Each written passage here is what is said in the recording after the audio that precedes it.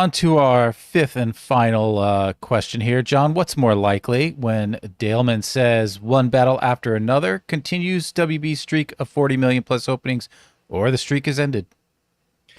Well, listen, I've heard nothing but great things about this movie. I haven't seen it yet myself, but a lot of people I know who have seen it are saying it may actually be the front runner to win Best Picture at the Oscars this year. For a lot of people I know who have said Sinners is the best film of the year, I know a lot of people who thought that are now like, yeah, scratch that. One Battle After Another is the best film of the year. So it's got that going for it. But I think it is more likely that Warner Brothers' record-breaking incredible streak of $40 million openings is coming to an end. I think the early tracking right now is somewhere between 20 and 30 million for it. This is not the kind of movie. That doesn't mean the movie isn't going to be the best of the year. It very well could be, but it doesn't look like it has that broad appeal. And here's the most important thing. The trailers have been bad. The newest trailer they did was actually pretty good. But I remember the first couple of trailers, people thought it was, John, it's a Paul Thomas Anderson movie. How can you? I don't care if it's Paul. The trailer is the trailer, and the trailer's not very good. I don't care if Paul Thomas Anderson, Martin Scorsese, Steven Spielberg, and Alfred Hitchcock cometh back from the dead and all teamed up and made this movie. That's a bad trailer. It just is. There's nothing about, and I had these arguments with people. There's nothing about that trailer that looks remotely interesting. You're only interested because of the names on it. So they haven't had a good marketing campaign. It doesn't look all that appealing to a wider audience. It very well could end up being my favorite film of the year, but Rob, I just don't think a ton of people are rushing out to buy their tickets to it right now. Maybe it'll have good legs and make money in the long run, but I think Warner Brothers' streak of $40 million, 7 in a row films they've put out, that's the record for movies opening to $40 million or more. I don't think it's going to happen with this one. What do you think? Well, first of all, I agree with you. I don't think it's going to open to 40 million. But that said, it's getting. See, the thing about this is the subject matter. It's based on loosely based on a Thomas Pynchon novel, Vineland. It's dealing with very heady, very adult subject matter. Even though people say it sounds like it's like the plot of Commando. It's not like the plot of Commando, and it has a lot to say politically about where we're at as a country right now.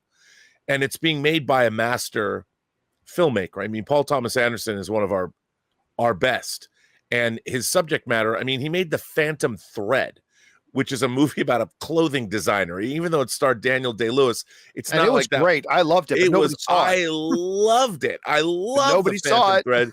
Nobody saw it. I love the soundtrack. I love the way it was shot. I love Daniel Day-Lewis in it. I love the relation. I love that movie. But that's the thing. Paul Thomas Anderson is making movies for adults. And the thing is, the studios are not in that business anymore. They're in the business for making populist spectacles for all audiences, which is fine. It's fine. But one battle after another ain't F1. And so we're not going to be getting that. Now, here's the thing. In our politically charged environment, maybe that is going to play into the movie. But for the most part, I think like you, the trailers tried to lean in, and I've heard it's got one of the great car chases ever filmed, but they tried to lean into the action, which the movie's not just about all that. There's a lot more going on in it.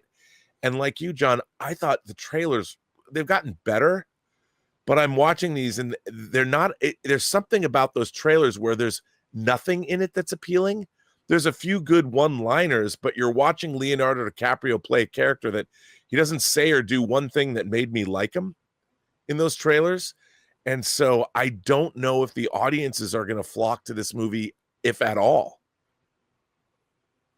Yeah, which is unfortunate because sometimes the best movies don't get it. But listen, again, they got no one to blame but them, at least not the filmmakers, but the studio. They have nobody to blame but themselves because the trailer, that marketing campaign was just not good. No. If you think just putting Leonardo DiCaprio's face on it is going to draw, guys, we don't live in that era anymore. We don't live in an era. Just show a big movie stars in it and everybody's going to come. And they just did not do a good job making. Rob, I've seen all 3 trailers. Ask me what this movie's about. I don't know. Right. I watched all 3. I have no idea what this movie's about. You know what the last time I felt like that was? Blade Runner 2049. And how did that do at the box office? Even though the movie was awesome. But you put out all Right. these trailers. What's the movie about? No idea. And nobody went. So anyway.